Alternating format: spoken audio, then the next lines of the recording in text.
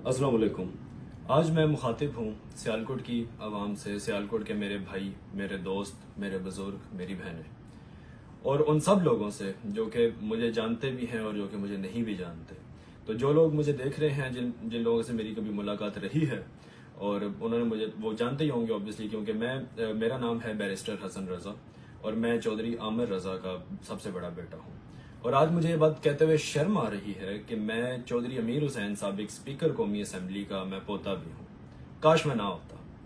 क्यों ना मैं होता, वो मैं इस वीडियो में आज आपके सामने मैं एक्सप्लेन करूंगा।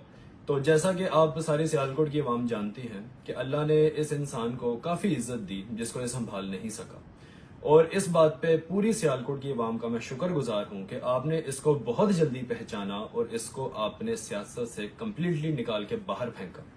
और अच्छी बात है कि आपने अपने और अपने बच्चों के मुस्तकबिल को आपने खतरे में देखा और आपने इस इंसान को दोबारा वोट देने की जहमत नहीं की। खैर, ये शख्स जो पिछले कुछ महीनों से अपने घर में जो ये कर रहा है, कुछ लोग इसे वाकिफ भी हैं और कुछ लोग इसे नहीं भी हैं, लेकिन इस इंसान ने अपनी दो औलादों के बीच में कितने डबल स्टैंडर्ड्स रखे, ये तो मेरे ख्याल से सियालकोट का बच्चा बच्चा भी जानता है। From the past few months काफी ऐसे इंसिडेंट्स हुए हैं जिनके ऊपर कह लें कि बात करना बहुत जरूरी था, और अगर शायद आज मैं मंजरे आम पर ना आता तो ये अपने ओछे हथकंडे इस्तेमाल करके तो ये किसी भी हद तक जो है ये जा सकते थे।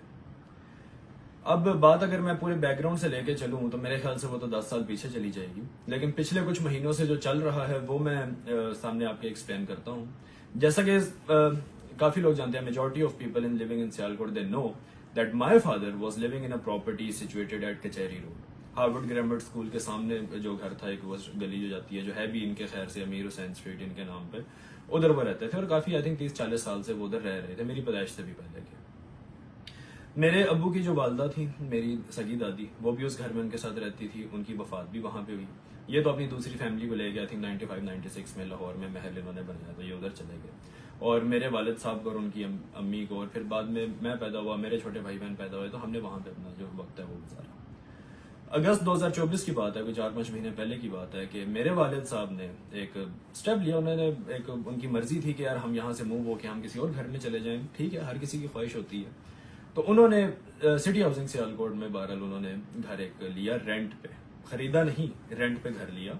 और ये घर उन्होंने जब खाली किया तो अपने वालिद साहब चौधरी अमीर हुसैन को उन्होंने कहा कि जी ये इस आपके नाम पे है, इसको आप सेल कर दें, मैं जरा एक और जगह पे मूव हो गया हूँ, मेरे बच्चों के स्कूल आने जाने का, यूनिवर्सिटी आने जाने का इशू होता है, तो हमारी जरा प्रेफरेंस थी कि हम यहाँ से मूव हो जाएं। Well, everyone has a right to do that, और वो उन्होंने कर दिया।